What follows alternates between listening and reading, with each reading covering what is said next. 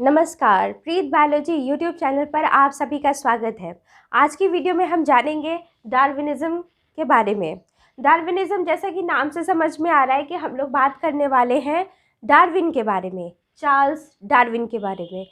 आपने पहले पढ़ा होगा चार्ल्स डार्विन ने क्या किया था, वो अटलांटिक ओशियन के तरफ गए थे।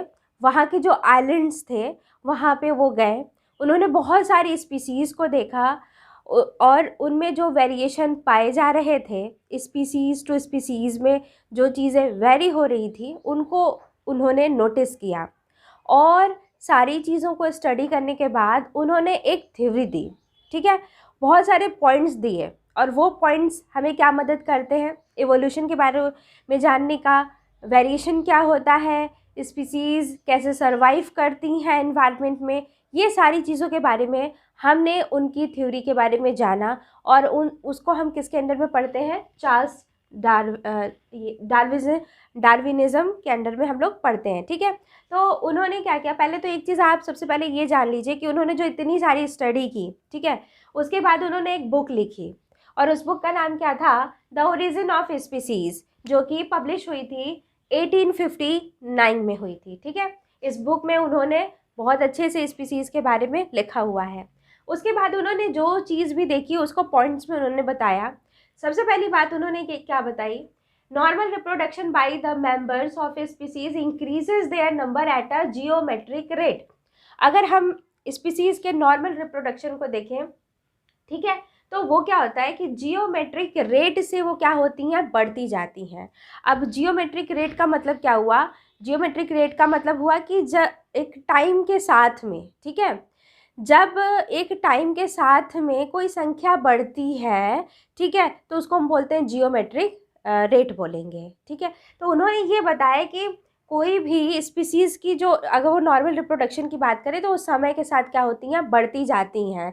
ठीक है, लेकिन एक चीज़ उन्होंने ये भी बताई कि बढ़ती जाती, ये बात तो सही है, लेकिन उसमें भी कुछ फैक्टर्स हैं। जैसे कि इन्वायरमेंट की बात करें, अगर इन्वायरमेंट में उन्हें खाने को नहीं मिल रहा है उतना, तो वो नहीं सर्वाइव करेंगी। हमेशा तो ऐसा नहीं होगा कि नॉर्मल रिप्रोडक्शन जो है वो जियोमेट्रिक रेट से ही हो, इंक्रीज ही करे। हो सकता है कि वो क्या करे, डिक्रीज़ कर जाए, उनको खाने को, रहने को, उनका जो हॉस्टाइल इन्वायरमेंट है उनको न मिले। दूसरा स्टेटमेंट उन्होंने ये बताया कि जो मेंबर्स है of species compete with each other for survival. किसी भी स्पीसीज़ का, कोई सेम स्पीसीज़ होगी, स्पीसीज़ तो समझ रहे हैं, हूबहू एक जैसी लगभग हो, ठीक है, तो उनका क्या होगा, खाना पीना एक जैसा होगा। और जब कोई एक ही तरह की स्पीसीज़ किसी एरिया में रहती हैं तो उसको हम लोग क्या बोलेंगे, उनका एक पॉपुलेशन हो गया। तो अब इनके खाने पीने की चीज़ जो है, मान लीजिए वो लिमिटेड है और स्पीसीज़ की संख्या ज़्यादा है, तो अब ये जो खाने पीने वाली चीज़ है सिर्फ वही ले पाएंगे जो कि स्ट्रगल करेंगे एग्जिस्टेंस के लिए। ठीक है, तो जब वो स्ट्रगल करेंगे एग्जिस्टेंस के लिए, जो स्पीसीज़ उनका क्या होगा, एडेप्टेशन हो जाएगा इन्वायरमेंट के साथ में, ठीक है, वो तो सरवाइव कर जाएंगी। जो इसमें वीक रहेंगी, जो इन फूड को क्या हो नहीं ले पाएंगी, वो क्या होंगी, ख़त्म हो जाएंगी। तो उन्होंने क्या कहा कि सेम स्पीसीज़ के बीच में कंपटीशन होगा। ठीक है, और उसी कंपटीशन को उन्होंने क्या बोला, स्ट्रगल फॉर एग्जिस्टेंस। ठीक है, जो अस्तित्व में वही रहेगा जो स्ट्रगल करेगा और अपना काम आगे वो चलाएगा। जो स्ट्रगल नहीं कर पाएगा वो क्या होगा, मर जाएगा, या उसकी जो रेट है उस स्पीसीज़ की वो कम होती जाएगी। उन्होंने 2 पॉइंट ये बताए। तीसरा पॉइंट उन्होंने क्या बताया, members of a single species show variation for various trait. Trait का मतलब क्या है, किसी कैरेक्टर के बारे में बात हो रही है, यानी, और उसके आगे पहले पढ़ लेते हैं, Darwin assumed these variation to be hereditary. कोई भी सिंगल स्पीसीज में क्या करती हैं, वो क्या दिखाती हैं, कुछ वेरिएशन दिखाती हैं किसी पर्टिकुलर कैरेक्टर को लेके। जैसे कि मान लीजिए आई का कलर हो गया, ठीक है, कोई टॉल है, इस तरह करके कुछ किसी पर्टिकुलर स्पीसीज़ के कुछ ट्रेट हैं, ठीक है, और वो क्या कर रही हैं, हर स्पीसीज़ में कम ज़्यादा हो रही हैं, किसी में कुछ है, किसी में कुछ है। तो उन्होंने क्या बताया कि उसी सिंगल स्पीसीज़ में भी कुछ वेरिएशन पाए जा रहे हैं। ठीक है, तो उन्होंने कहा, डार्विन ने कहा, वो वो क्या माने कि ये वेरिएशन क्या होंगे, ये हेरिडिटरी होंगे, यानी कि एक जनरेशन से दूसरी जनरेशन वो क्या हो रहा है, पास हो रहे हैं, वो जो ट्रेट है, जो वो वेरिएशन है वो पास हो रहा है। तो उन्होंने ये 3 पॉइंट दिए। अब इन तीनों पॉइंट के बाद में जो चीज़ें बाहर आई, और मतलब कि चार्ल्स डार्विन के, उनकी वजह से ही हम लोग आज जान पाए कि एवोल्यूशन क्या है, कैसे होता है। तो उन्होंने नेचुरल सिलेक्शन की बात कही। नेचुरल सिलेक्शन क्या हुआ, वही स्पीसीज जो सरवाइव कर पाए, ठीक है, वो नेचर के लिए क्या हो गई, उनका सिलेक्शन हो गया कि आप यहाँ पे ज़िंदा रहेंगे।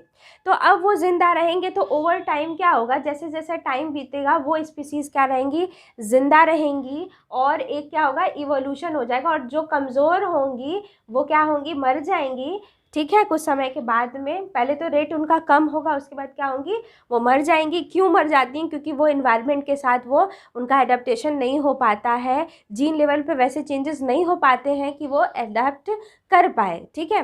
तो अब क्या होगा, एवोल्यूशन हो जाएगा, ठीक है, यानी एक बड़ा चेंज आएगा। तो लेकिन आप पढ़ेंगे एवोल्यूशन और वेरिएशन में भी चेंज होता है। तो ये जो जेनेटिक सिलेक्शन है, ठीक है, ये नेचुरल सिलेक्शन जो है, ये जो नेचुरल सिलेक्शन है, इसका बेसिस क्या है कि जेनेटिक वेरिएशन होगा, यानी जीन लेवल पे कुछ वेरिएशंस पाए जाएंगे।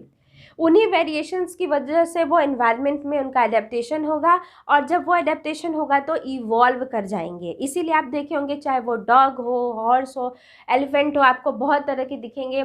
कुछ अब ख़त्म हो चुके हैं, कुछ अभी बाकी हैं, कुछ नए तरीके भी इवॉल्व होंगे जैसे एनवायरनमेंट है।